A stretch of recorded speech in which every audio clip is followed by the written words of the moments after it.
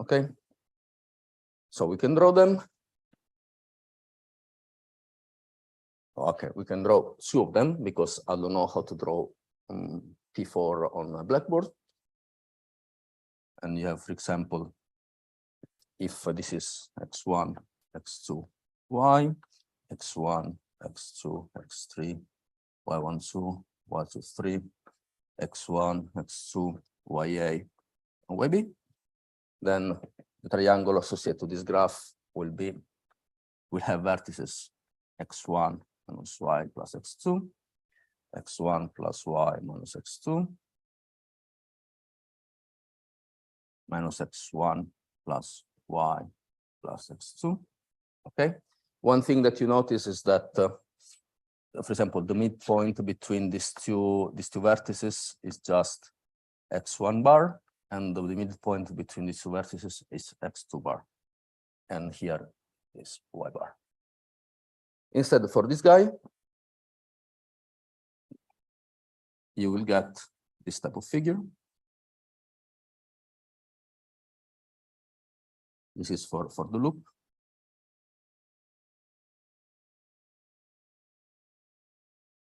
Okay, where the vertices will be given by. So remember always that you have these midpoints. So one thing that you will see that if this vertex is x1 plus ya minus x2, and this is minus x1 plus ya plus x2, this point in the middle is ya. But then here you will have, now you see this x1 is shared between this edge and this edge, so it has to be common to two triangles in the sense. So what you have is this type of picture. And then here you will have instead x1 plus yb minus x2, minus x1 plus yb plus x2. And this other point will be x1 minus yb plus x2, in such a way that, again, this midpoint between this is x1 bar, and this other midpoint is also x1 bar. Okay. So, but in any case, knowing the vertices and asking to take the convex hull will determine this picture.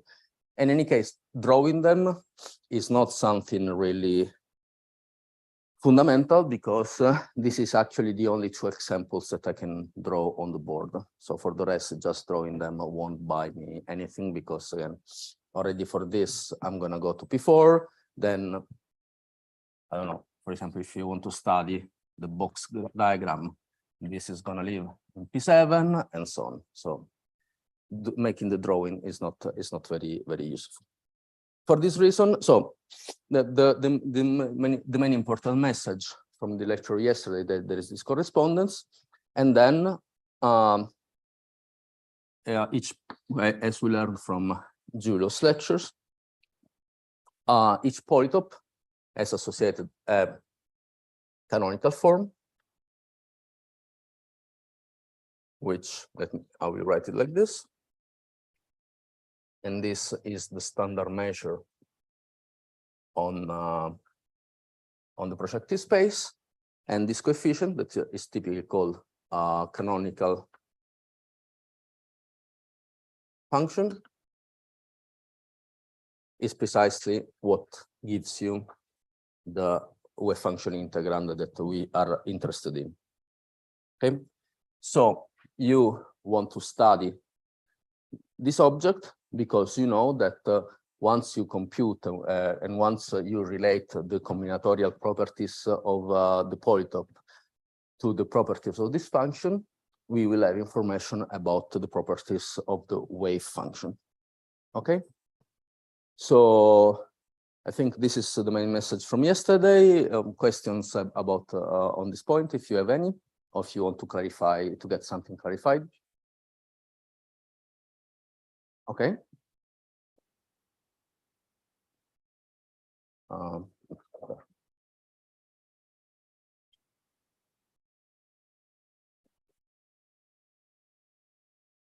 So if not,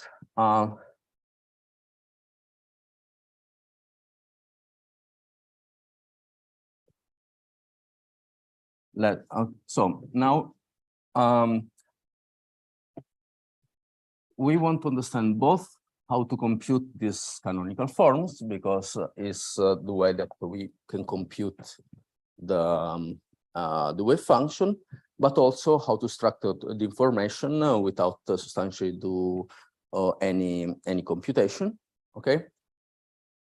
And when I said this, for example, what I mean is that one thing that we learn in the study in the analysis of the analytic structure of the wave function is that it has some poles, and this poles has a physical meaning that is typically given by either the amplitude of the process if you look at the total energy pole, or a factorization between lower point amplitudes and lower point wave function if you look at the other poles.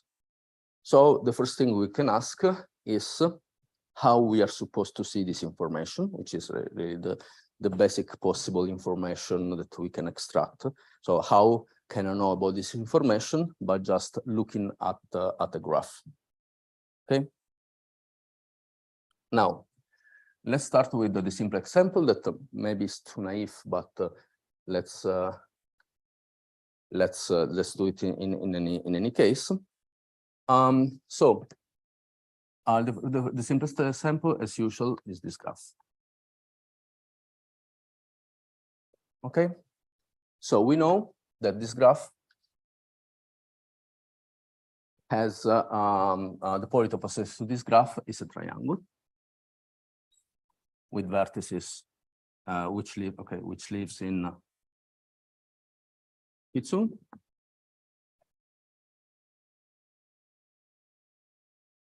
Okay, and whose vertices are given by x1 plus y minus x2 minus x1 plus y plus x2 and x1 minus y plus x2.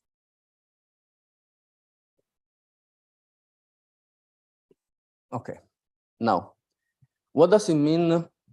So one thing that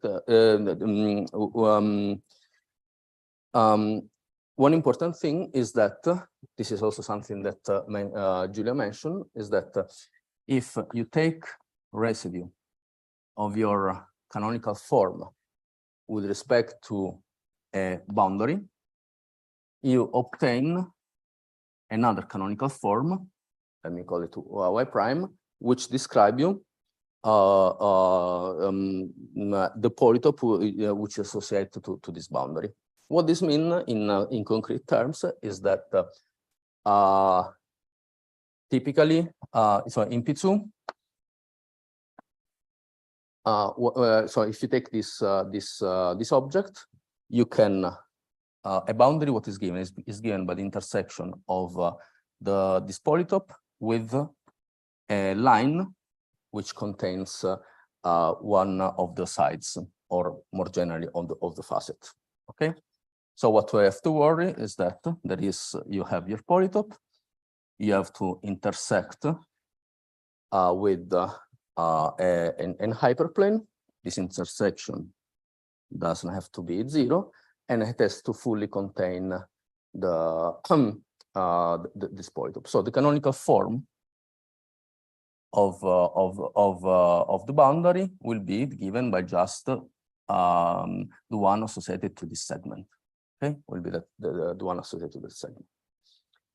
So what this means is it means that whatever you have on the residue associated, because remember that this corresponds to the poles of the canonical function. So whatever structure, whatever you get on the residue, it's in a sense the consequence of the structure of the vertices that you have here. So the first question that you need to answer is that what's the polytope associated to to the particular boundary that you are interested in. Let's say that, for example, we are interested in the boundary x1 plus x2 equals 0. Okay, that means that I need to consider a vector, which is a covector really, which is as coordinates 1, 0, 1. okay, you want to answer the question about, okay, what's this intersection? What's the polytope associated to it? And what are its properties? Okay, one thing that you realize is that, so what does it mean? So you have, what does it mean that, so you have to answer the question, which vertices of the cosmological polytope are on this intersection, okay?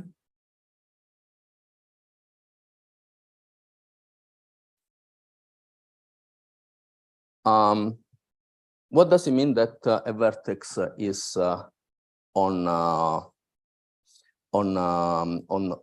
this surface? This means that if you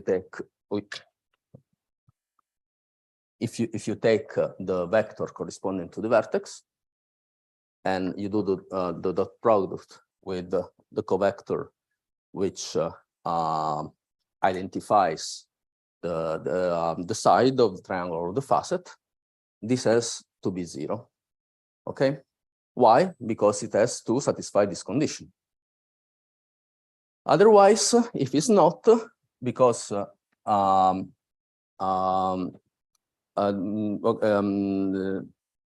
vertices will be on the positive side of the half plane identified by this line, then this product it is to be positive. So this, if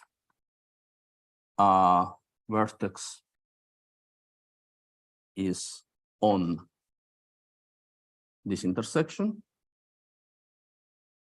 and this condition if the vertex is not on.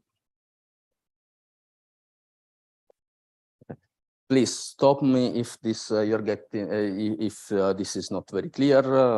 It's important to have things clear, because otherwise, you know, I will get exponentially more incomprehensible. Oh, very good. Because in general, the way that you define this is that an arbitrary point inside the polytope can be parameterized as a sum of coefficients with the vertices, okay? And these coefficients ought to be positive.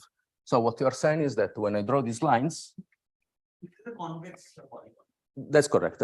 Yeah, that's it's the because yeah, these objects are gonna be all the time positive in the sense of generalization notion of convexity. Okay, so one thing that you assume is that you are taking precisely these planes, and the orientation of these planes are such that this is the positive region, and these are the negative regions for these planes. So if you want some point to be inside, you need to satisfy this type of condition. And therefore, when you take this plane, you want an arbitrary vertex has to satisfy this type of condition. Either it has to be on some facet, or has to be inside, and this tells you that it's inside. So on the positive region. Okay. Very good. So. So in principle, you will have, okay, in this example, it's kind of trivial, but in principle, to answer this question, if I give you this graph,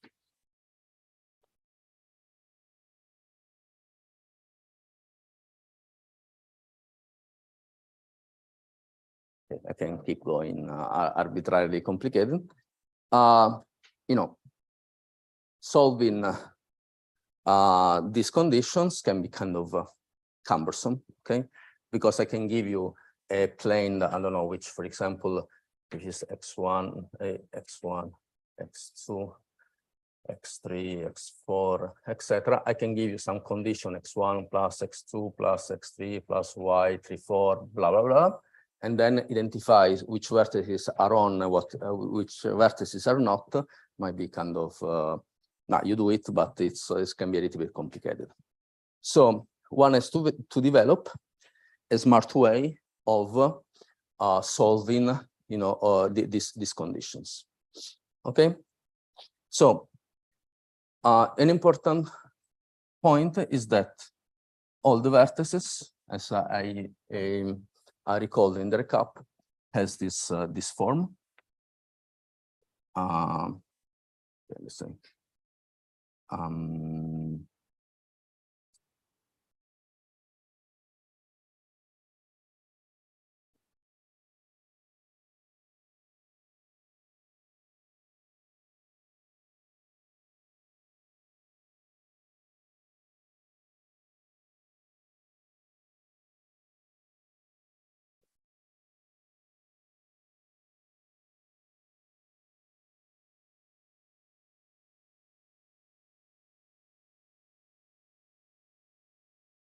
And here for all the edges.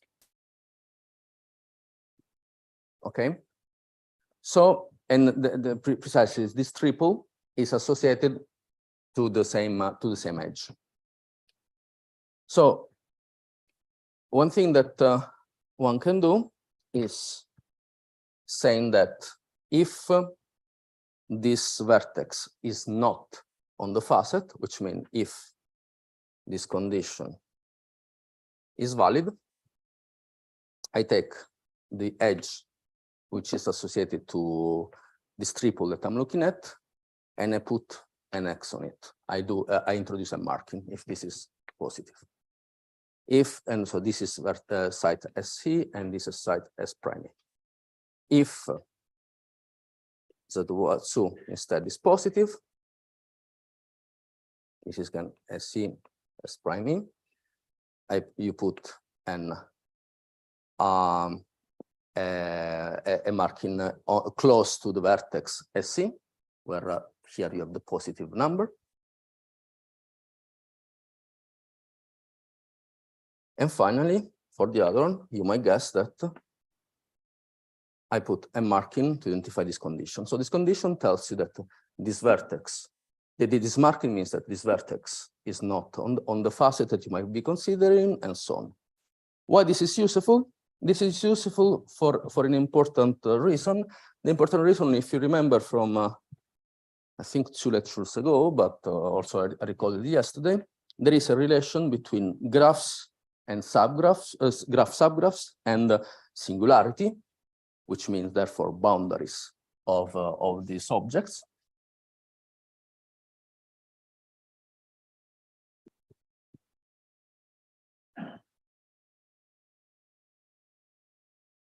And therefore, for example, what we know from this condition is that the singularities are given by a subgraph. It was the singularity x1 plus x2 equals 0. This one is x1 plus y equals 0.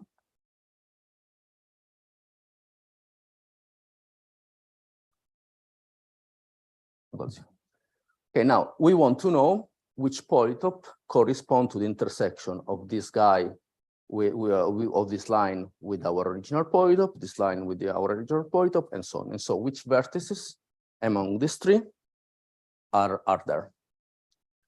So it turns out that you can make an association between these graphs and this marking, so solves this condition of which one Z actually are not on the facet and which Zs are on the facet.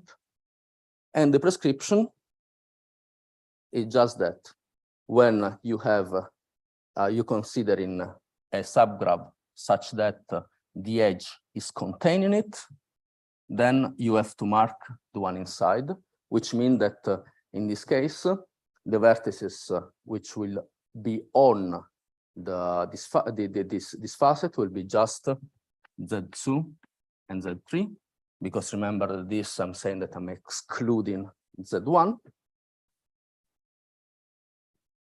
Here, instead, you mark close to the vertex, which corresponds to which is contained in the subgraph.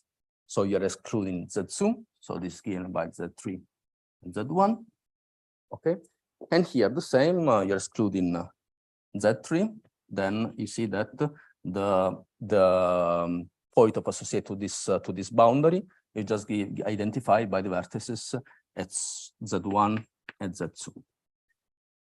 And this is the case because this is if you were to solve it iteratively and algebraically these conditions, this is what you will find. But now, if you have these rules, I can give you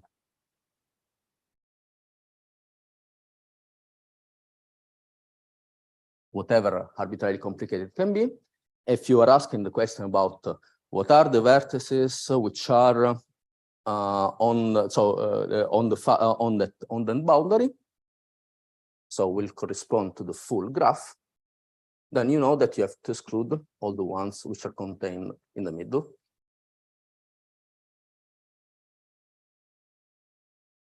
So you know that the object which describes this facet, so which describes the scattering amplitude, is given by all the set of this Z2, Z3 for all the edges. Okay, so knowing this rule, I give you a graph, you look at it, use this marking, and you extract this information. Okay, so you know that, and then the canonical form for this guy. So for the canonical form for PG intersected with this, let me call it, let's say that I call this the sum of all the x's. Okay, is just the flat space amplitude associated to the graph. Okay, let's say the function. So I won't bother to write the measure. Okay. Now, if you know this, then you can start to ask. So what you know is that a scattering amplitude from this graph point of view is just identified by all the pair of vertices that are associated to this to the endpoints of an edge. So this type of Z2 and Z3. So knowing this, we can ask the question about okay, what's happened when I look at other facets, and actually what's happened, for example, here. And this is actually what we did with the NEMA some years ago, was to ask the question, okay, I have a wave function. The wave function is not Lorentz invariant, and it doesn't have a manifest unitarity because it's an object which is defined on a space-like surface. But we know that if we take a flat space limit, we get a scattering amplitude that can be Lorentz invariant and is unitary. How do I see these properties? In particular, for example, if you're asking about the flat space unitarity, how do you see that from a wave function? You get, when you get to the total energy pole, the flat space cutting rules, for example. Okay. And that boils down in really considering this facet, and then considering other boundaries on top of this facet. Okay. So question about this point. Yes. Yes, tell me. So, but so when you started this whole computation, so you want to compute the wave function, and then you separated the part which you call like the universal integral. No? Yes. It's like the flat base. Mm-hmm. The polytopes have to do with that. Right? That's correct. So that this procedure is this also something which is useful, like in positive space-time, like in plastic time, or constructing this polytope and extracting the amplitude this way? Yeah, for sure gives you, especially when you look at loop graphs, gives you a different representation, because when starting from the wave function and having the object defined on a space-like surface, when you consider the loop amplitudes, you have just depends on a spatial loop momentum. You don't have a time part. So when you take the flat space limit, we will have an object in principle which still has just the spatial loop momentum and doesn't have the L0 component. So you might say that yeah, there might be something wrong because you want to see something which is actually Lorentz invariance, which has this propagator 1 over p square in the integral.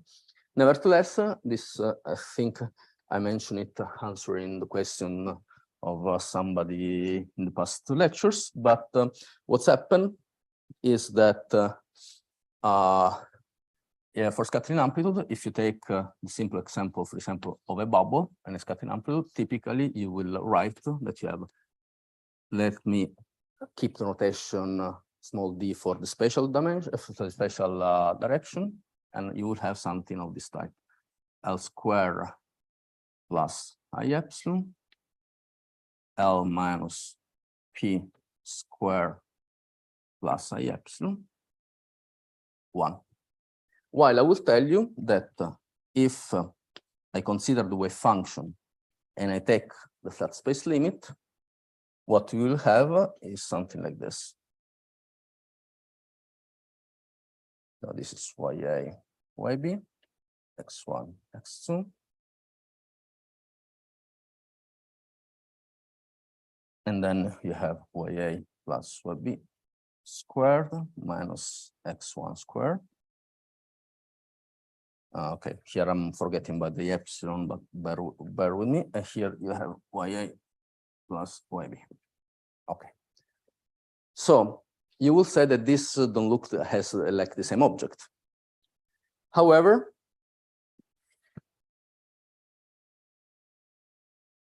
where again, this, for example, my Y is modulus of L and YB is modulus of L minus P. However, what's happened? I can take this object, I can split it into the special part and the time part. The time part goes from minus infinity to plus infinity because these are Cartesian coordinates. I do the same here.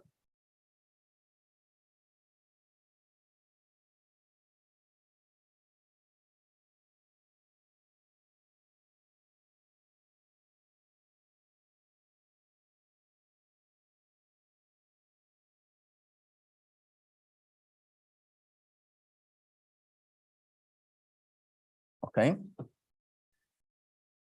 So I just split these things up.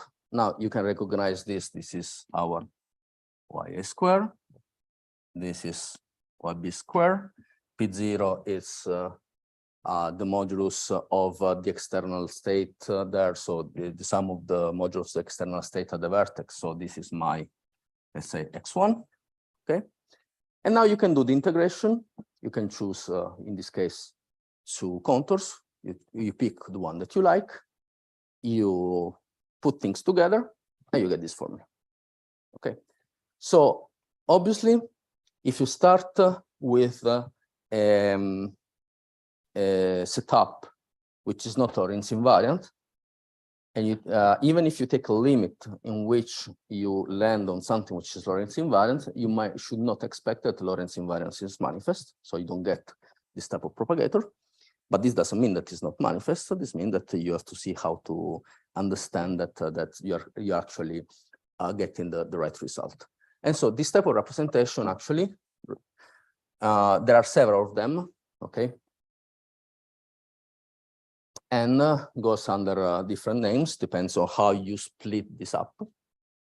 And you get it's called loop tree duality or causal representation, or yeah, or even in this case, you can get old-fashioned perturbation theory.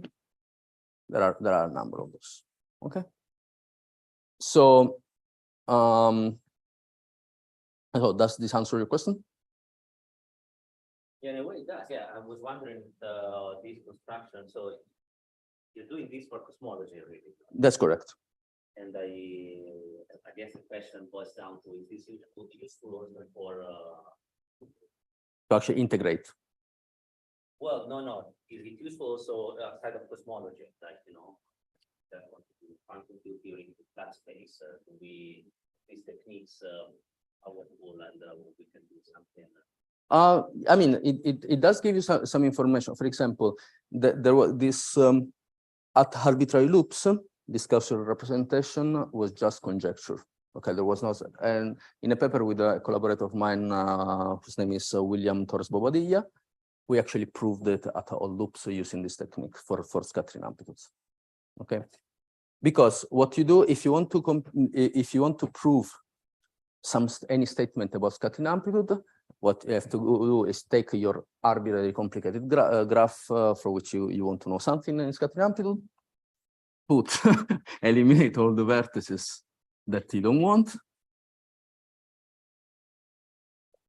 and ask this question there. So really the techniques really are useful. And also another thing that we could prove on scattering amplitudes was having a combinatorial proof of Steinman relation.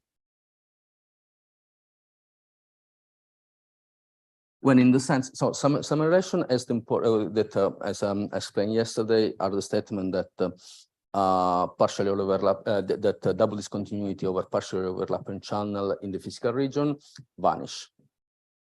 So in a sense, one, I don't know if a nice thing or not, is that in a sense, the fact that you look at when you do the analysis on this object, the fact that you restrict yourself to the physical region is seems to be inbuilt, because, for example, it has already been known from the 60s. If I take, for example, the box, the partially overlapping channel, we mean doing double cut in the S and T channel, okay?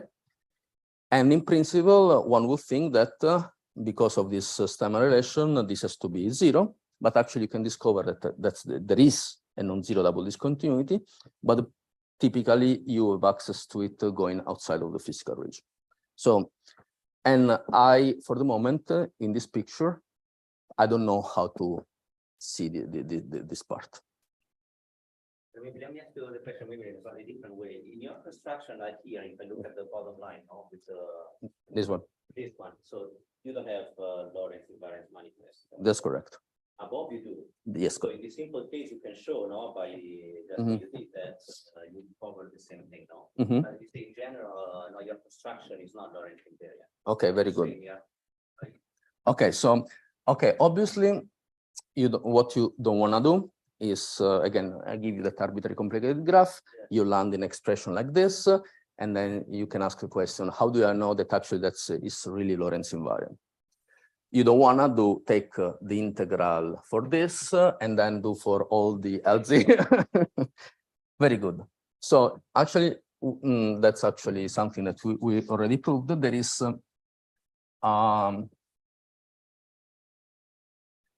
a contour integral representation for the canonical form of a polytope. Okay. There are some numbers that I never remember in front, so I just let me put this squiggle. That you can represent the canonical form. So what gives you this object here as an integral over some variables, one for each vertex. Okay, this nu is the number of vertices of the polytope.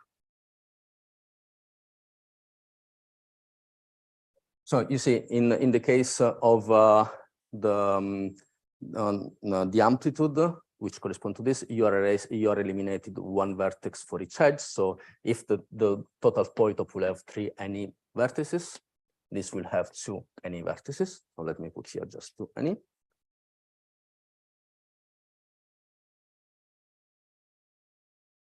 And then here you have, this is the dimension of the space, of the affine space.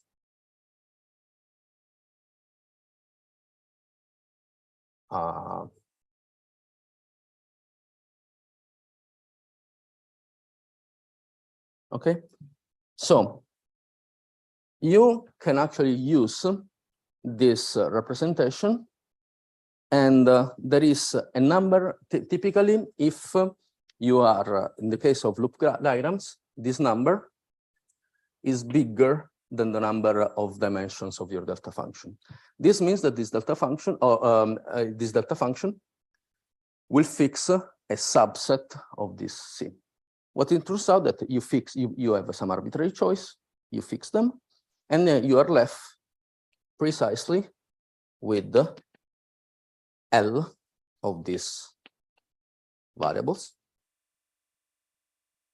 And then you get some rational function here. And it turns out that these are precisely the L0s up to some shift that you have to do. Yes. Yeah.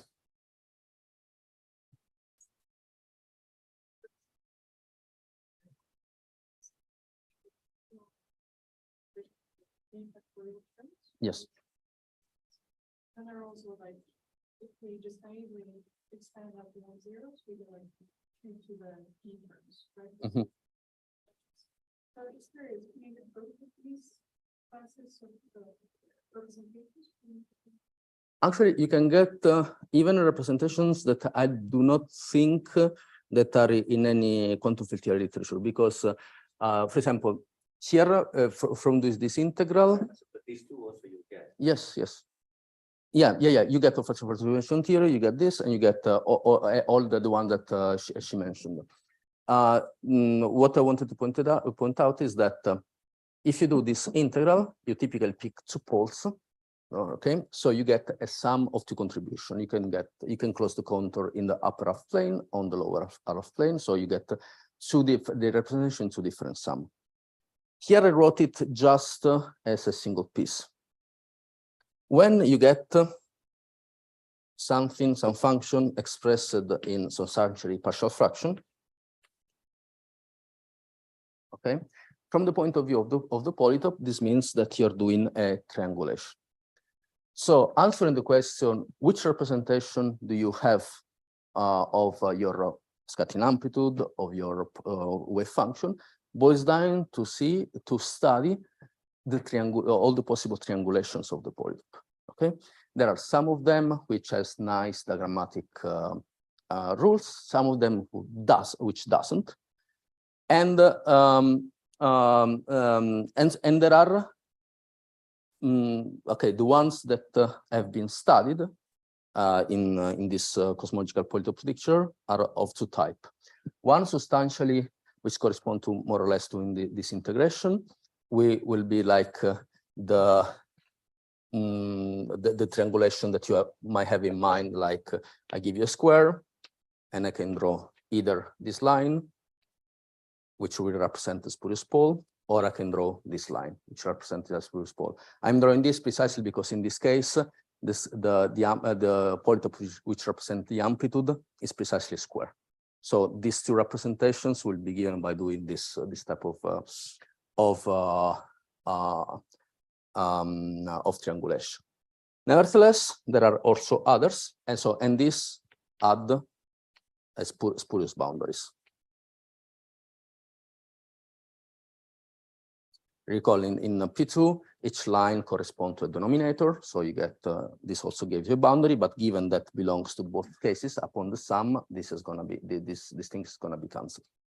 However, you can do also another thing. Let me draw the triangle, the square like this.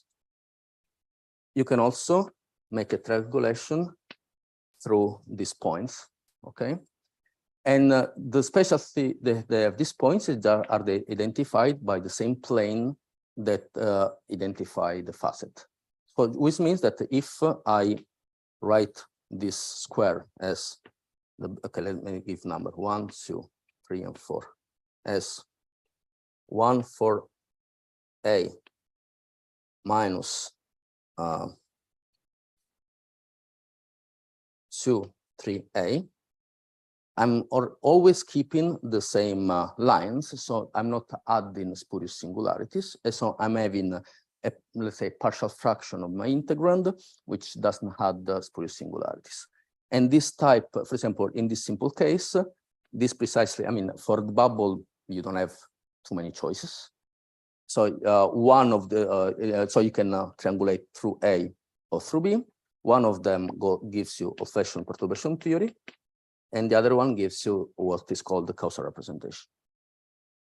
Okay, so in this case, one gives you the Feynman. Actually, this is two.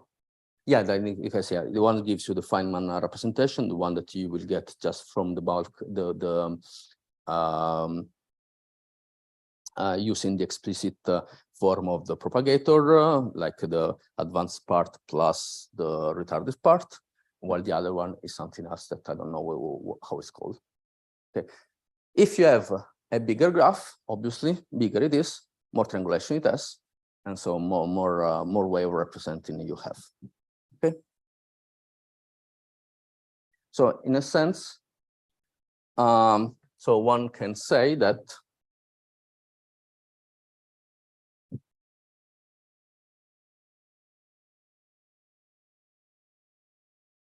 representations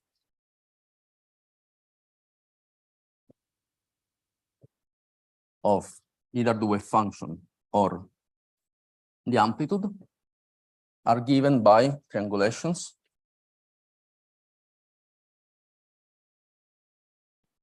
of the full cosmological point for the wave function, or the intersection of cosmological point with the relevant hyperplane, which typically this we call it, just not to repeat all the time, I do the intersection, blah, blah, blah, a scattering facet.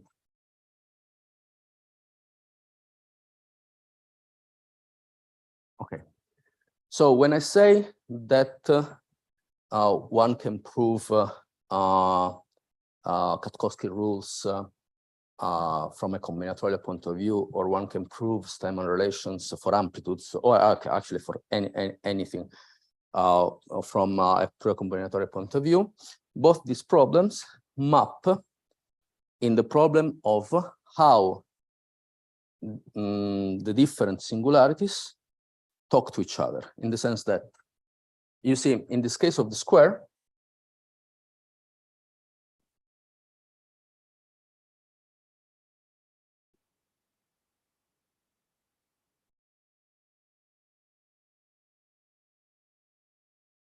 okay, you have here some linear condition, here you have another linear condition, another linear condition, you have 4 linear conditions which identify the square. Now, a vertex of the square is given by the fact that the intersection, let's call this hyperplane 1, hyperplane 2, hyperplane 3, and hyperplane 4. This vertex will be given by the fact that your polytope intersected with this plane, intersected with this, with this other plane, is not empty in codimension 2. In the sense that your codimension 2 means that I'm imposing 2 conditions, 1 and 2. Now, instead, when I look at these points, precisely, they do not satisfy this condition because the intersection of these 2 planes is outside of the polytope. So you can say that the intersection between, for example, plane 3 and 4 doesn't lie. It's actually empty in codimension 2. Which means that you're taking a double residue, which is 0, which is non-zero here, and 0 here. So if you want to ask the question about the cutting rules, you have to ask this type of question, saying that one plane is the one that gives you the total energy pole, and the other plane is whatever other singularity, which is both on the amplitude and on the scattering facet. Instead, if you're asking about Steinman relations for flat space, here actually should be substituted directly with the scattering facet, and these has to be planes which identify partially overlapping channel, or maybe you can do some general analysis. There's any pair of other planes which correspond to subgraphs. And then you can use this graphical technique to actually answer this question. Okay.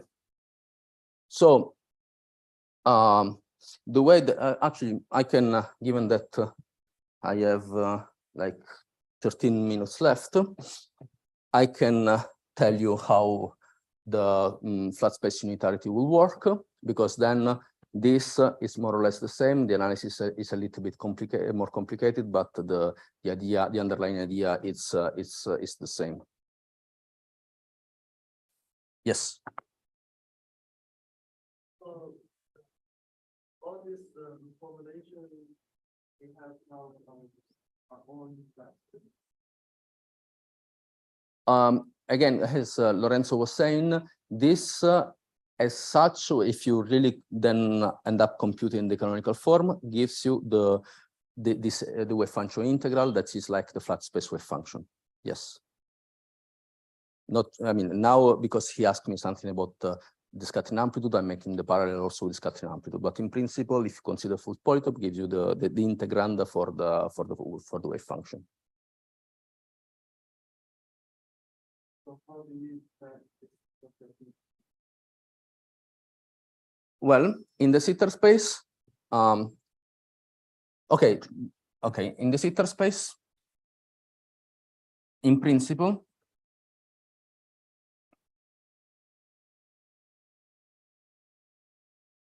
as so let's go simple. Let's consider this object. In principle, you have an integration from some big x1 plus infinity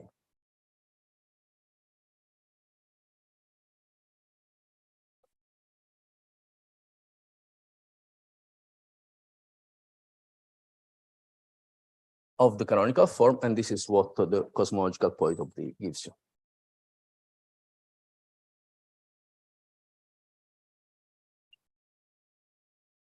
Now, to this integral, you might, sorry, this is alpha minus 1. As I said yesterday, this alpha encodes not only the cosmology you're in, if you're in the Sitter or something else,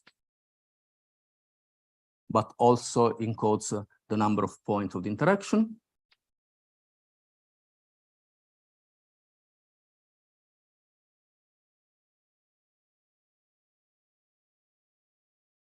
And the dimensions, the special dimension of where you're in.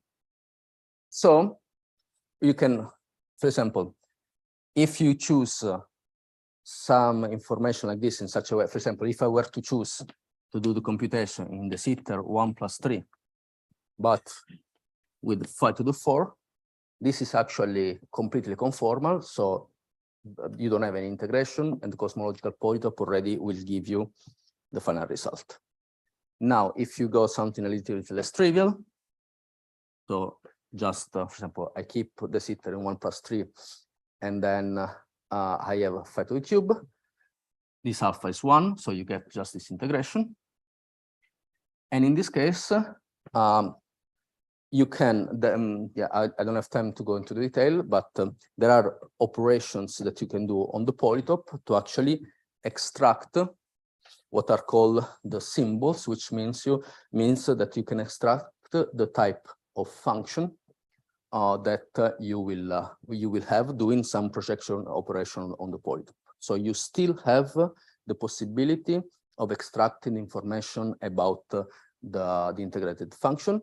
Now these symbols, which unfortunately I don't have with the 9 minutes, I don't have to go through, but tells you what are the branch cuts and the type of function that you have, and typically this technology work if you have stuff like polylogarithms. So this integrate to dialogue, okay? And typically they gives you the answer up to an ambiguity that here you can fix, requiring that the limit from y going to zero of this, sorry, is zero. Okay, so so that ambiguity can be also fixed. So for so this is the case which has been more extensively studied. Then obviously, if you start to increase the powers here,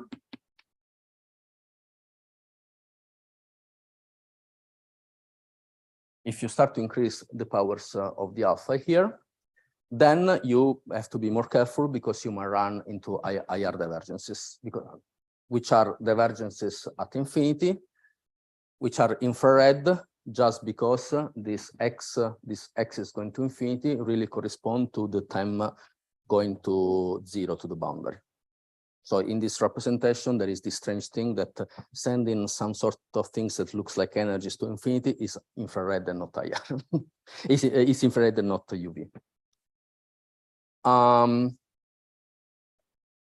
And so you have to be more careful with that. That's the reason for which so far more general things has been a little bit less studied. So if instead this power is negative, actually you can tread the integral for derivatives. So it's actually very, very much simpler. Okay.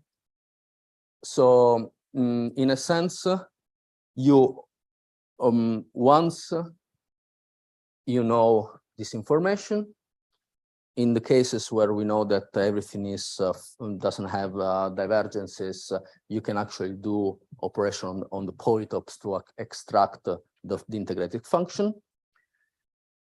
And then there are the other case. So there is a simple case where you get the answer by derivative operator. Just means that you know the answer. There's just some operator that you know what it is that you act on it. So in a sense, still the cosmological polytope will determine the final wave function.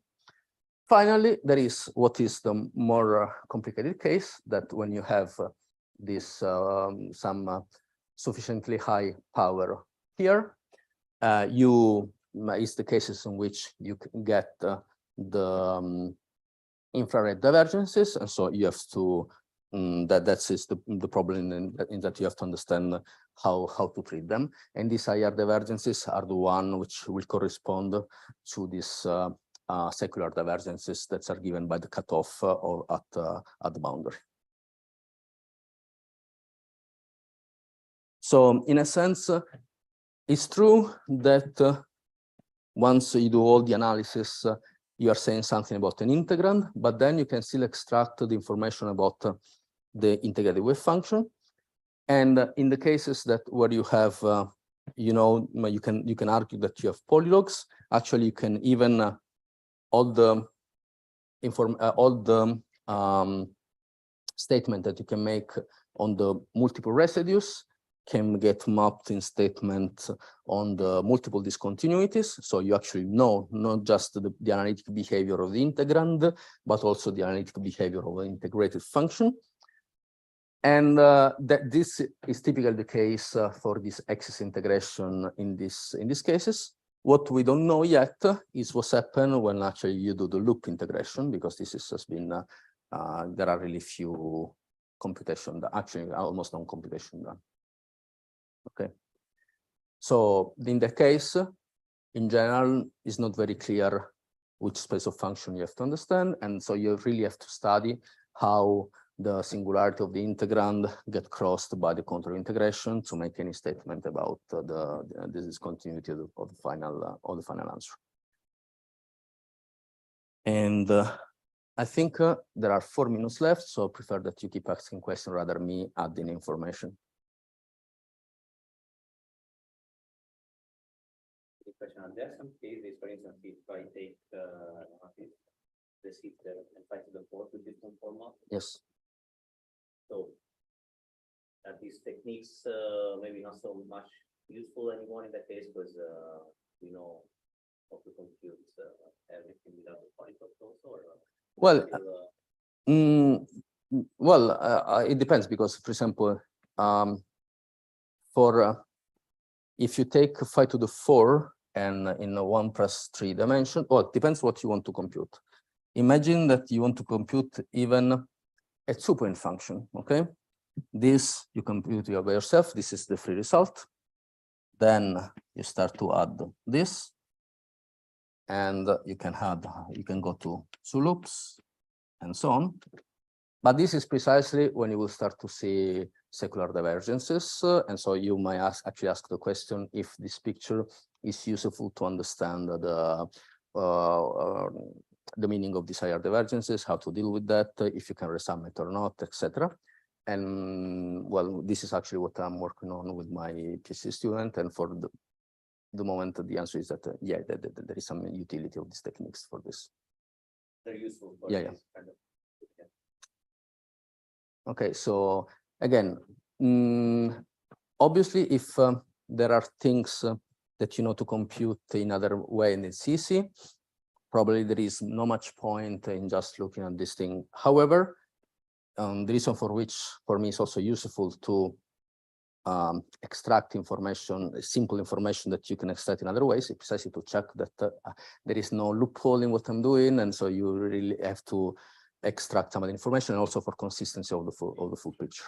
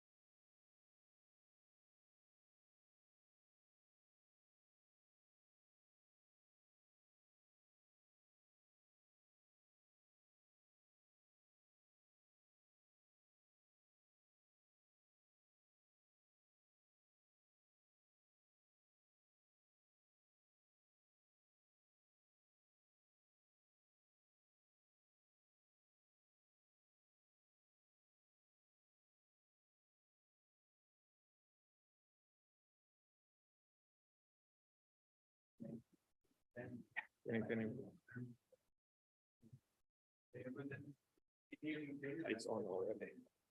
Thank you.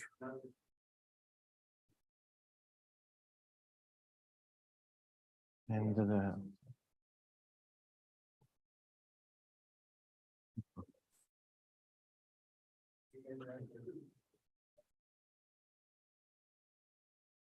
I get the pointer and one. no.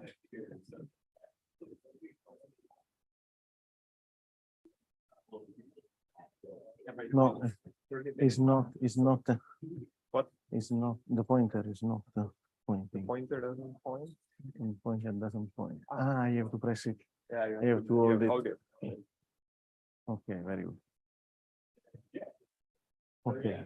Yeah, by the way, we don't have particular reaction time. The- the- There is no much reaction time. No, okay, okay, okay. 10 minutes. If I can grab 10 Yeah, minutes, you- I'll be happy. Thank you. Thank you. Thank We you. have- No, no, I know. We have a summary, but there is no summary. So. Okay. Okay, okay. So,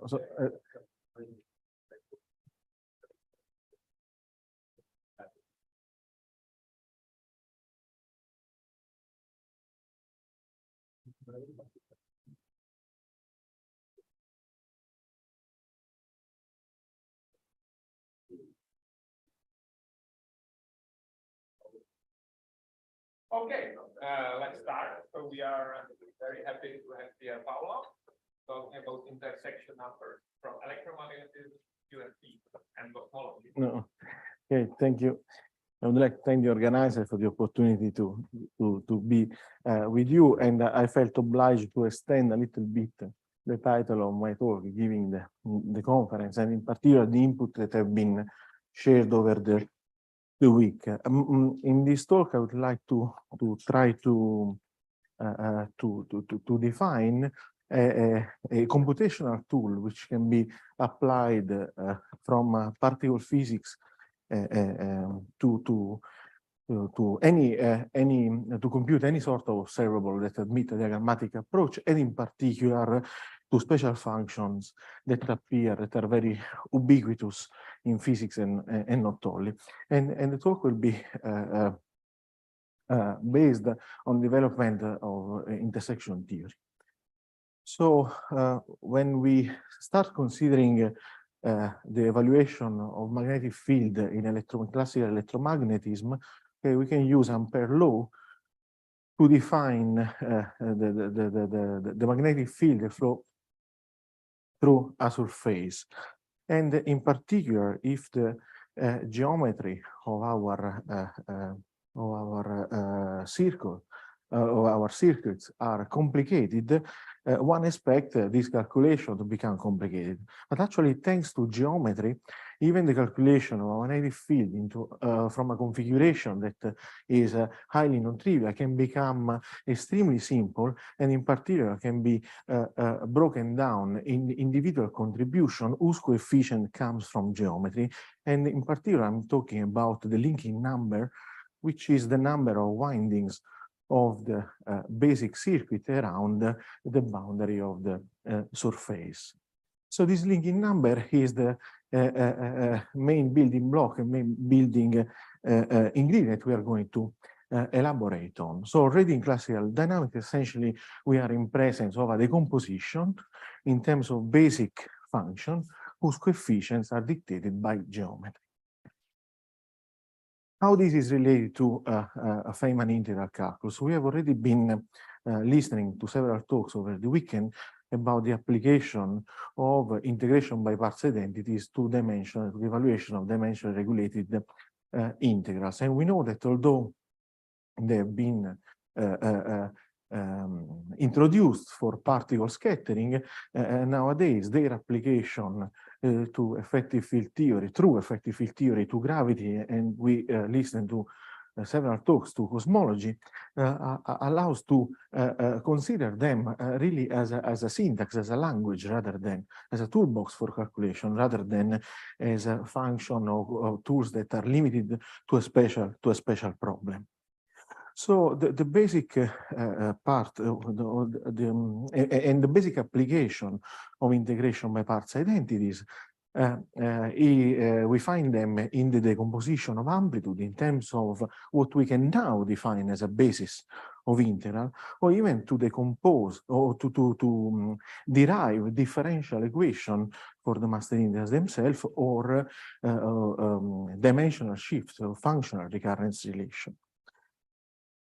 So the outline of my talk is based on trying to convey the underpinning mathematical structure that connects Feynman integrals, but more generally twisted period integrals.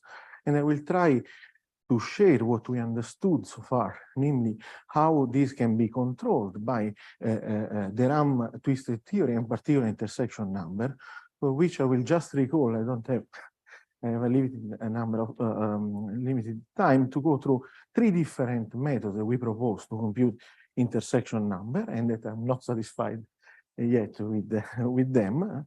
And eventually go through application that range from basic functions to Feynman integral, correlation function, which are important from quantum field theory, but also for cosmology, and on a special integral which came into view during this week, and which we applied successfully this theory on. So let me start directly to say what we have found. Okay, in particular, when the integration by parts identities were proposed and have been used for 40 years, they were suggesting the existence of a vector like structure for Feynman integral. This was only a suggestive consideration. In order to define really a vector space, you need to find an internal scalar product between integrals in order that enable the decomposition, and eventually you want really to consider a completeness relation among the elements of the basis. So the 2 big questions that we answered was, what is the dimension of the vector space that through the talk will be called nu, and what is the scalar product between the integrals? And to answer to this question, we relied on intersection theory that was proposed for so-called twisted period integrals. So any integral that is the pairing between a twisted cycle and a twisted cocycle with the property that the function, the multivalued function that appear in twisted cycle vanish on the boundaries is an extremely good candidate to apply intersection theory. And what the main goal became then of our research is to try to fit as many examples as we know from physics or math into this form, so that we could eventually benefit of the geometric property deriving from this representation. So in particular, since integration by parts identities come from the notion of the vanishing of a total divergence, we started, these integrals obey integration by part identities. In particular, any integral of a total differential of an n-1 twisted form can be shown to vanish upon the introduction of a covariant derivative. Okay, so where in particular, giving u, namely the definition of the twist, log u acts like a Morse function, and this omega, which is a pivotal concept, is the d log of u, will be characterizing the full geometric property of the integral and of the space. So what happens that owing to the vanishing of total differential, one can easily identify integrals that, that integrals that give the same results, although the integrand differ by total surface term, they would say, or in this language, by a covariant derivative term. Stokes' theorem allows us to also obtain the same value of the integral if we modify the boundary this time instead of the integrand, and leaving the expression of the total integral still unaltered. And so we have the possibility to define homology, the cohomology space of the closed form modulo exact, and they, let me say, dual representation, the dual space in terms of boundary. Now, beside the twist dictated by U, we can also consider U inverse, integral generated by U integral, inverse. And in this way, we can define other two spaces which are related to a dual covariant derivative, where omega is replaced by minus omega. And so what happens that we are in front, so we have in particular 4 spaces of cohomology, dual cohomology, and then homology and dual homology, which contains elements that can be paired up together to form integrals, dual integrals, intersection number for cycles, which are the natural generalization of Gauss-Lingin number, so our intersection number between integration contour. And what matters for us and what we elaborated on is instead intersection number for twisted cocycle, or better, differential form, regulated differential form. In this vector space, we can imagine that somebody gives us the dimension of the vector space, then we can introduce basis of the cohomology group and dual cohomology group, and define identity matrix, okay, resolution of identities, which are built in terms of intersection matrices between the bases, which play the role as the metric in this space.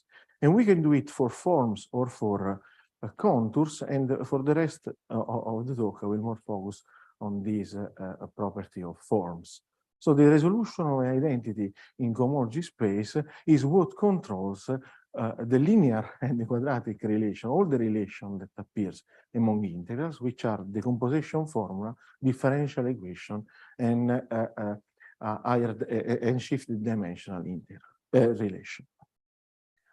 How that comes? Well, imagine that in this representation, you have nu master integral, where nu is the number, is the dimension of the cohomology space, characterized by a given twist u, and characterized by, which is common to all the integral of the problem, and by a certain differential form. And the goal is to decompose any integral in terms of master integral. Then this can be done by exploiting the decomposition of the differential forms. So instead of working at the integral level, we work on the differential form. Here we have a differential form belonging to the cohomology class. We apply the identity matrix, and we obtain directly a decomposition in terms of our basis of forms, where the coefficient can be computed by intersection number. So this formula for us will replace the integration by parts identities and allow us to project directly any integral on an integrand basis, working on or using the intersection number for differential forms. So now we can really, now that we have an inner product, we can really speak of having defined the vector space of Feynman integral, but more generally on any twisted integral.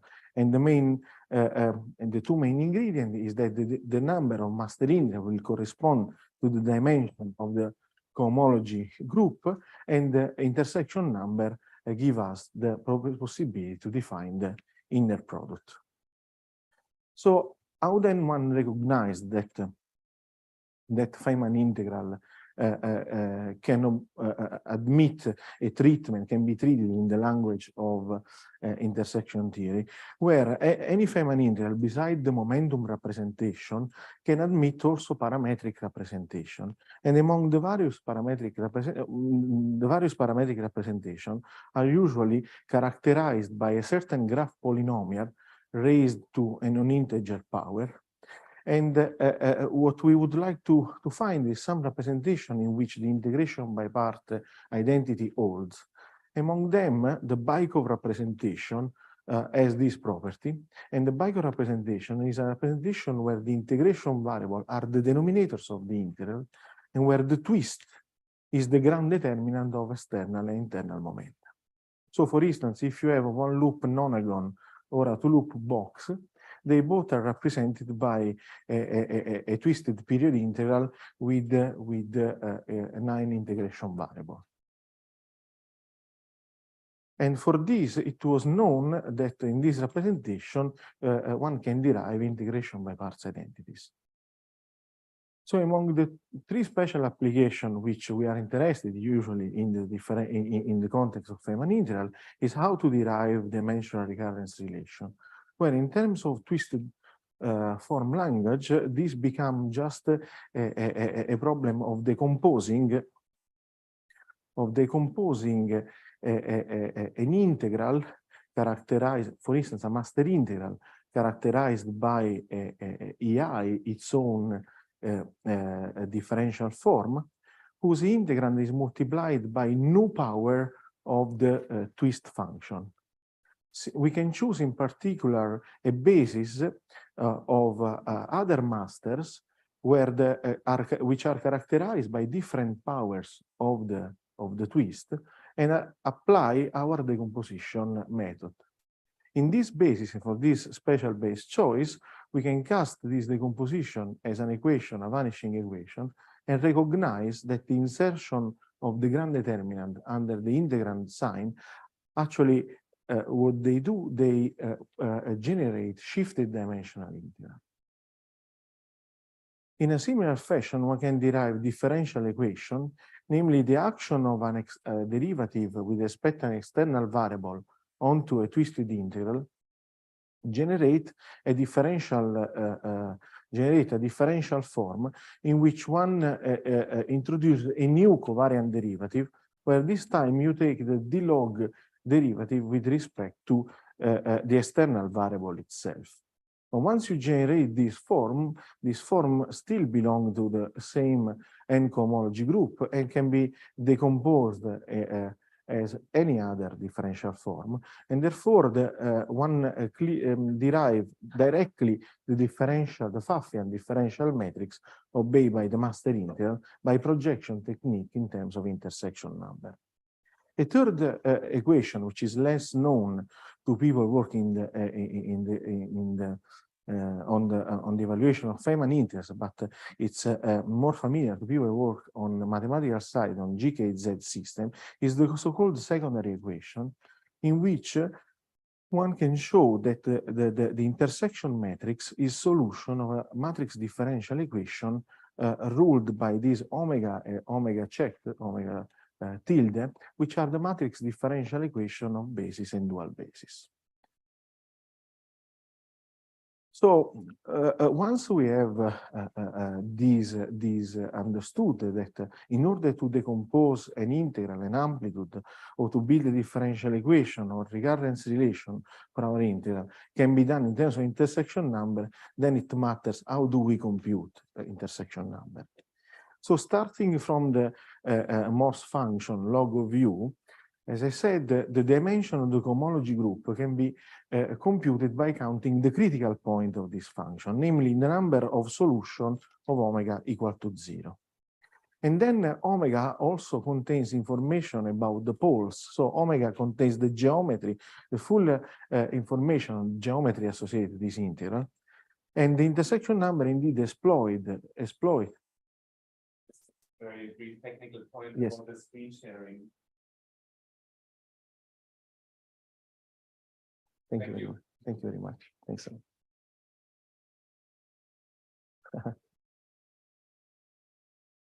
Okay. And then the intersection number can be computed in two moves. Ultimately, it is computed as a residue, computing residue around the poles of the Morse function, but the function of which we have to take residue on is built on the form, on the right form, and not on the left, but rather on the solution of a differential equation of a potential, which we call potential, gamma omega psi equal phi left. So we first have to solve this differential equation around the poles, then plug the solution in this product, and then compute the residue. Of course, this formula is valid for intersection number, namely for integral, which are one-fold integral. The problem is to extend the evaluation of the intersection number to higher number of integration variable. And in the case of the logarithmic form, the intersection number can be computed via global residue theory. Or very efficiently, we discussed once with Giulio, and this can be done also by means of companion metrics, which eventually avoid to go around each pole. But the main problem is that we want to apply this technology to integrals which not necessarily have these beautiful mathematical properties like being differential logarithmic. I would like to apply to generic meromorphic forms. So the one approach that we try to apply is to consider the integral as a fibration, so as an iteration of multiple integral function, and apply the decomposition in terms of master integral one layer at a time from the most internal layer to the most external, till recovering the full decomposition. Thanks to this idea, we were able to propose an iterative method to compute the intersection number of n forms. I skipped the details, but again, to derive the formula of intersection number for n forms in terms of intersection number of one forms, exploit the identity resolution matrix for the internal states. For instance, let's see an application to a rather known, the first probably non-trivial mathematical function, which is the 3f2 hypergeometric Gauss integral. This integral is characterized by the twist, which is built out of product of a polynomial, simple linear terms, so we would say in a perplane arrangement. And from the definition of omega, we can count that there are 3 master integrals for this class of function and 2 master integrals for the internal layer. And we can build either contiguity relation of Gauss hypergeometric type, which would be the analog of integration by parts identities for this class of function, or differential equation applying intersection theory. And for instance, for this choice of basis, we can even derive a canonical system of differential equation. We applied this technology to one loop integral. Here you can see, for instance, the massless box function, which can be decomposed in terms of master integral. And the most recent application, thanks to the enthusiastic contribution of very clever PhD student, we were able to consider planar and non-planar 4-point function, hexagon, massless hexagon, or with one mass hexagon, even go to heptagons. As I said, we have developed we have benefited from the mathematician contribution. We are also helping them, providing computational tool. Now we have another way of computing intersection number. We generalize the univariate representation. And in a very recent paper, we benefited of the construction of the module theory to build the matrix differential Pfaffian omega check.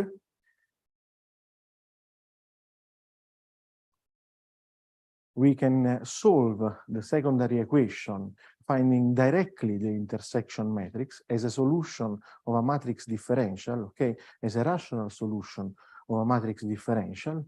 And then we can build directly the coefficient of the decomposition by matrix multiplication, essentially by solving twice the secondary equation for specially intersection matrices, and deriving the coefficient of the linear decomposition as the last row of this product of matrices. So beside the mathematical, let's say the interest in developing efficient computational tools for intersection number, we tried also to apply it beside Feynman integrals. And in particular, it's begun like a joke to apply it to certain class of function in quantum mechanics, for instance, and quantum field theory. We focused essentially on functions or integral functions that have this twisted period form, okay? And eventually, if their original definition is not regulated, we introduced a regulator, a regulated twisted, so to have a full regulated twisted period integrals, and applied the decomposition formula in terms of master integrals. Okay, so from the decomposition formula of the differential forms, we, as said, arrived to the decomposition formula of the integral itself. And among these, we identify this class of example, we identify two paradigmatic cases. One are the orthogonal polynomial relation, and the other one are the matrix element in quantum mechanics. Okay. Both these type of integrals that we see will be computed simply as a problem of decomposing one form in one master integral. Okay? So the dimension of the cohomology group is either directly 1, and therefore we have master integral, or as we will see, in the case in which it is 2, the coefficient of the chosen second master integral will turn out to be 0 by intersection number. We were able to apply recover all the orthogonality relation for Laguerre, Legendre, Chebyshev, Gegenbauer, and Hermite polynomial, simply remapping the canonical integral form that we learned at during the introduction to quantum mechanics course into regulated twisted period integral, where the differential form is built out of the product of the polynomial themselves. And for instance, for each of these cases, for each of this type of polynomial, we identify the twist, the dimension of the cohomology, which turn out to be always 1, except for the Hermite polynomial, which has a Gaussian, regulated Gaussian integration measure. By intersection number, we define and find the C matrix, which is a 2 by 2 matrix only in the last case. In all other cases, it just contains one element. This is the regulator choice. These are the master integrals, and these are the coefficients of the combination. We extended from orthogonal polynomial the analysis to matrix element of harmonic oscillator and then, as we'll see, of hydrogen atom. We know that the wave functions in the definition of the wave function in the quantum harmonic oscillator can be built in terms of Hermite polynomial, and therefore we mapped the canonical, the standard, I would say, definition of integral in quantum mechanics in the twisted period integrals, and we applied the decomposition algorithm that I showed you before. And we were able to recover by intersection number all the standard results which usually are obtained by direct integration. We did it also on the radial wave function we applied also to the radial wave function harmonic oscillator, and together with Sergio Cacciatori, we enjoyed reproducing some formula in the Landau book. Yes. Yes. Yes. Some example just to see how the formula looks like. So you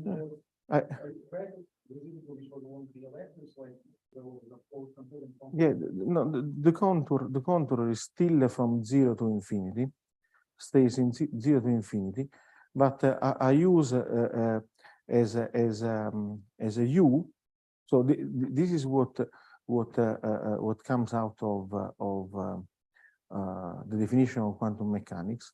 Then I built, okay, this inside the radial wave function, you already have this twist, okay?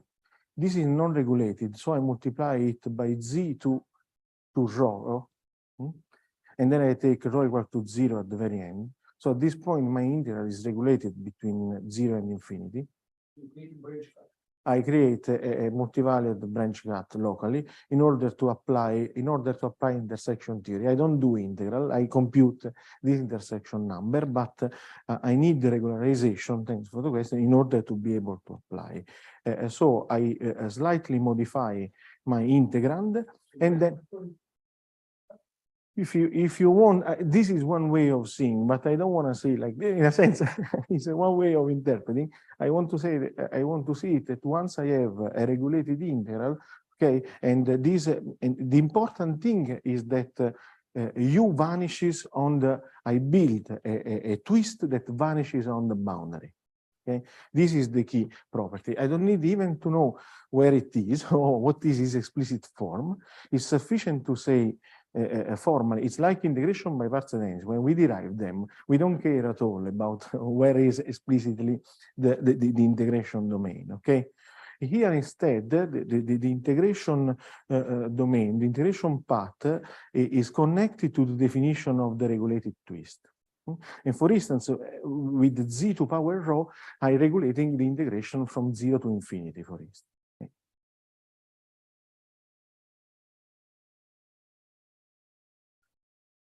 And then we went a bit to study correlator function, in particular for quantum field theory, was proposed already by Wanzel in 2020, and also Koncevich-Witten tau function. This because correlation function, by definition, okay, can be read as a coefficient of the decomposition of the numerator with respect to the denominator, okay? So the green function or correlator function, they are coefficient of a linear decomposition of a twisted period integrals. Once you make this connection explicitly, then you have soon the tools for computing it. And so, for instance, we start with a toy model of phi to the 4, where the free action contains the quadratic term and the interaction term, the quartic terms, and we mapped each fields to just a coordinate in order to derive a toy model with one-fold representation, and the calculation then of Gn of the endpoint correlator function simply boils down to the composition of the form z to power n dz in terms of a basis function, when the basis function is just 1, or as integrand equal to 1. Okay, and for instance, so in order to decompose or to apply the decomposition of this problem, we used exactly the same twist as in the Hermite polynomial, with the dimension of the homology space being 2, the choice of master integral are 1 and 1 by z, and it happens that the coefficient of 1 by z, it turns to be always 0. So by intersection number, we are able to derive this known relation for classical phi to the 4 theory. And then you can ask how can you compute the green function in the full theory, for instance, by perturbation theory. And so in perturbation theory, you can expand the integral in the numerator and define various endpoint functions in terms of coefficient with respect to the same master integral as before, and compute the correction. This would be the next to leading order in epsilon, where epsilon this time is the coupling in this theory, simply by intersection number. You not only can apply this method for in perturbation theory, but then you can also attempt to solve the exact theory. And if you consider then the full action as exact, then what happens that your twist clearly generate an homology group which is a larger dimension. Instead of having 2 master integrals, you have 4 master integrals. This is the matrix differential, and then you can again find relations between endpoint function and an independent number of endpoint green function. The business goes on, and we applied it to this non-trivial case proposed in the earlier 90s by Itzinson and Zuber to compute the coefficient of the tau function. And we did not have to change much. Again, it's again the same structure that we saw for the Hermite polynomial. We could recover an independent alternative expression of the results by intersection number. And then before concluding, let me just mention an inspiration that came during this week. Certain point in the talk of Pimentel, it was shown this integrand, and he brilliantly explained how to derive a differential equation for this integral, and I was captured, caught by the number of boundary, or the number of boundary region he was speaking about, and it was too suggestive not to attempt to redo the analysis in the context of intersection theory. So we went from this Benincasa like et al. Like integral to its twisted regulated form, okay, where we consider the numerator and then the product of linear factor here raised to a regulator gamma. At the end of the day, we take gamma equal to 0. Out of this twist, we derive the number of critical points and therefore the number of master integrals. There are 2 master integrals in the internal layer, 3 master integrals in the external, and we chose them to be the product of this denominator. Any alternative choice is okay, but with this choice, this is the intersection matrix obeyed by this differential form. With this choice, we could derive a differential equation, and for instance, they admit a canonical form alla Johannes. And you can see they are epsilon factorized. They contain only simple pole, and this structure, as Paolo also mentioned before in his last lecture, is suggestive of polylogarithmic, but actually these are harmonic polylogarithmic, or even at this point Nielsen polynomial. Okay, so I came to my conclusion to say we started our analysis from integration by parts identities, explicit calculation of integral related to scattering amplitudes. So in a pure quantum field theory context, we define our integral. These integrals are fully characterized by graph polynomials. From the graph polynomial and then the geometry of the space, we could define a vector space generated by master integrals. And this integral obey integration by parts identities, differential equation, and also quadratic relation, which I had no time to explain.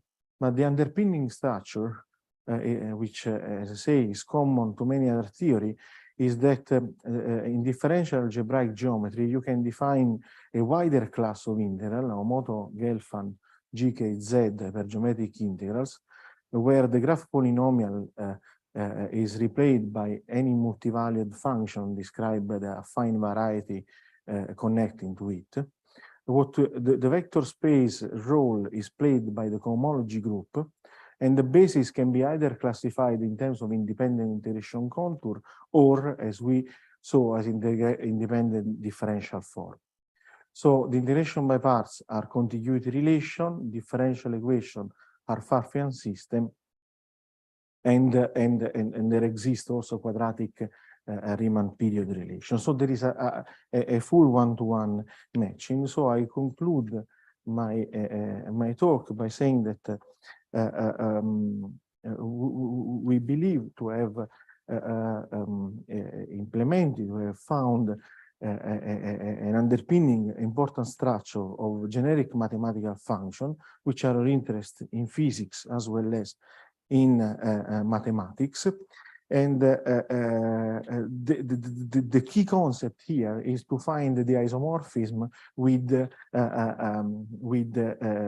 RAM twisted group.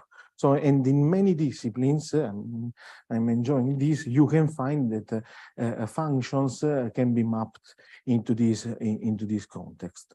So I like to close this seminar by saying that I hope that this new insight can offer some new connection between physics, geometry, and statistics, and that this tool can be of benefit for our communities. Thank you very much.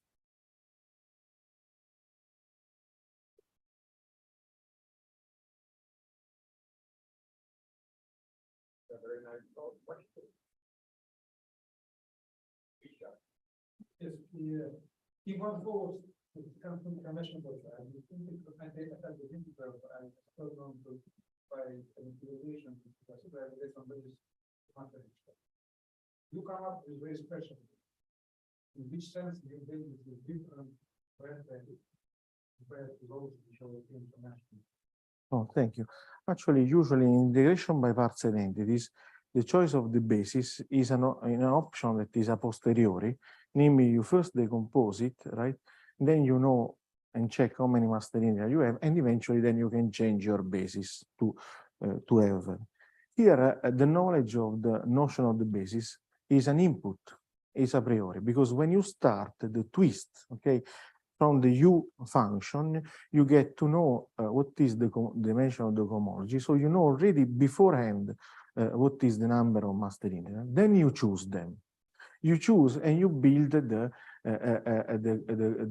symmetrics, namely the intersection matrix. And in order to know if your choice is a valid one, you want to this matrix to be invertible. So you check the determinant, and if it is vanishing, it means that your basis choice is not valid.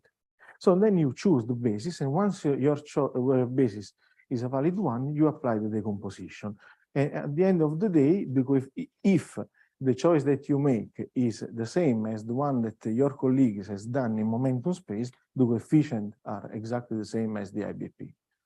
The advantages of this method is that you don't have to go under the huge system solving. It's a conceptual advantage because I want to say that there has been a tremendous work done in improving the system solving solution nowadays. Therefore, still these methods are the canonical integration by are faster to find the relation, but slowly with this improving. So I don't think yet we have the best algorithm for computing intersection number. Already with one we proposed, we have we managed to really make a lot of progress in computing time. Okay. And therefore, my hope is that by finding the best algorithm in the section number and using also finite field reconstruction method that helps so much solution of the regular IBP, we can be at least competing. I'm already very happy. I think that the differential equation for the heptagon at one loop, I don't know, was not derived. Recently was solved the hexagon at one loop. So we are getting there, okay, I see that we need, so we don't know well enough the mathematics, namely the formal theory is there, but to translate it into something which is computationally efficient, it requires some effort, and so that's where we are putting our effort.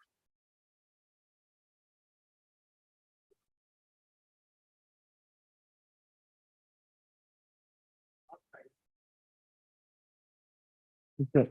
Being the last speaker of today, let me, or at least the last external speaker, let me take the occasion to thank the organizer for the wonderful workshop that they put together. Okay, so.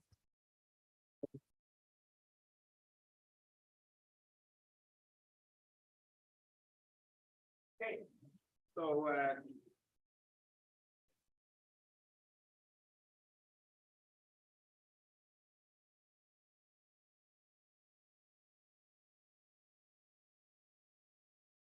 All right, so we have, I just wanted to say a few words at the end of the work. There will be no formal. I'm not qualified to give a summary.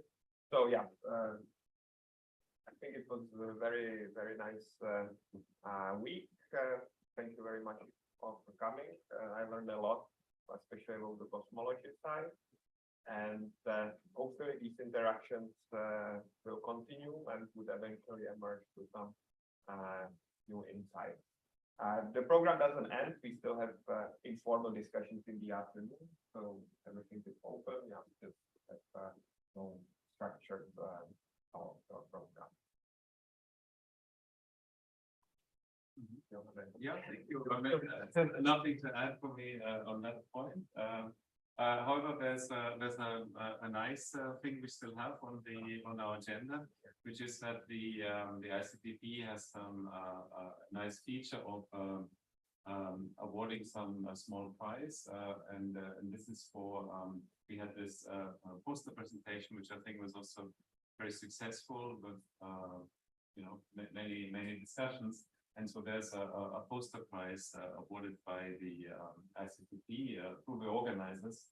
I should say that it so happens that several of the posters have some kind of connections to my institute. So I think that Jaroslav and Nima should have the lead on this. So I happen to have here a little diploma, poster prize diploma, but I think it was appropriate, Jaroslav, yeah, Nima is not on the Zoom, or it's 4 a.m. in the morning, so he's sleeping. But after much thought, we decided to award the prize for the best poster to Martin. My guy.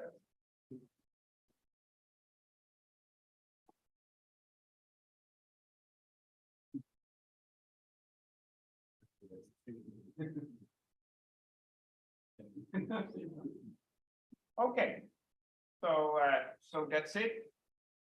Have a nice rest of your visit here, and yeah, hope to see you soon at some other occasion. Thank you. Thank you.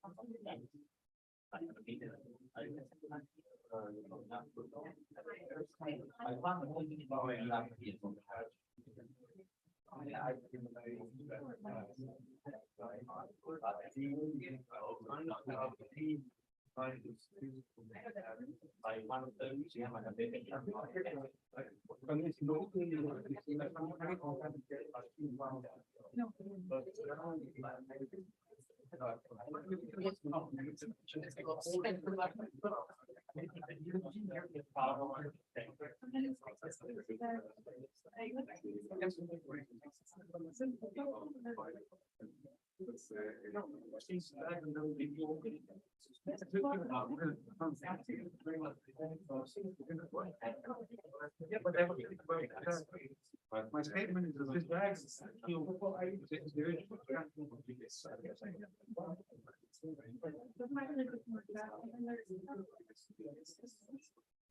There's an extra.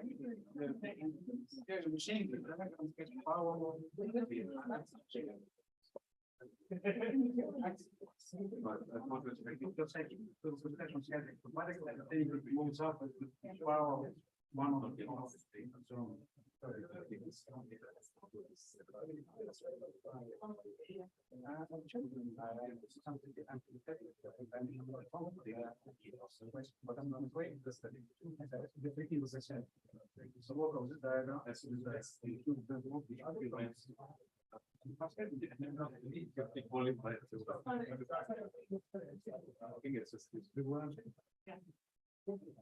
Oh, I think it.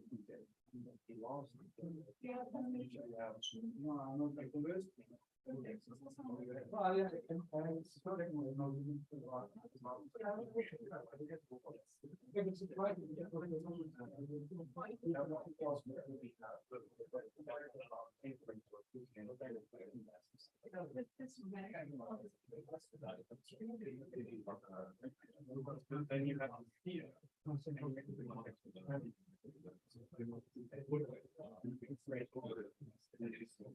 No.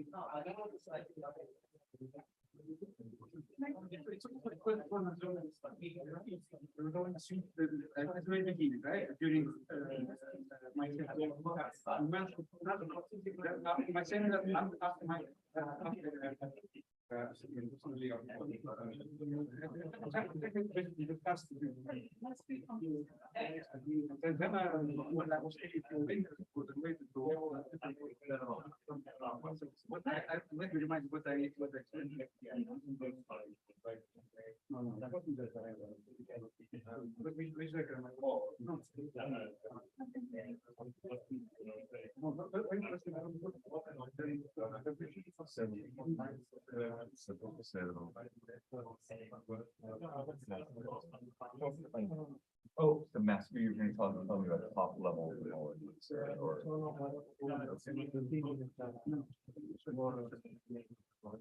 okay.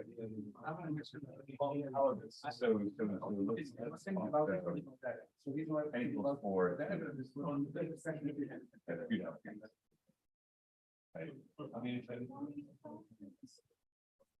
Just let's. Are either of these things different as far as you're concerned? Okay. Then I told you that even computing,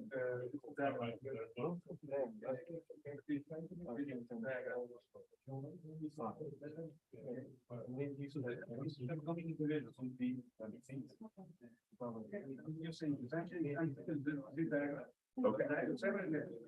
These is probably the same. Yeah, okay, good. Not the best one, this one. It was always collinear. This one was coming. And these are prime one. You found them. Okay.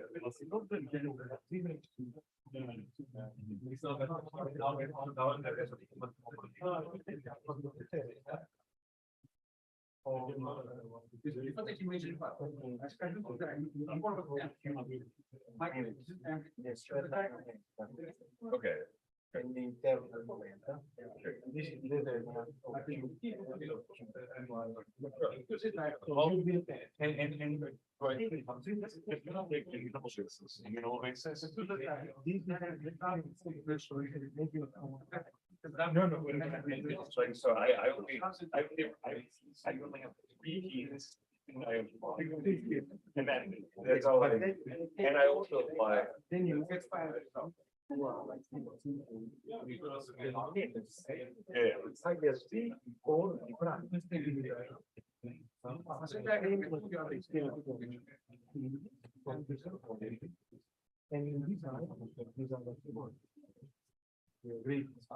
Because you want to.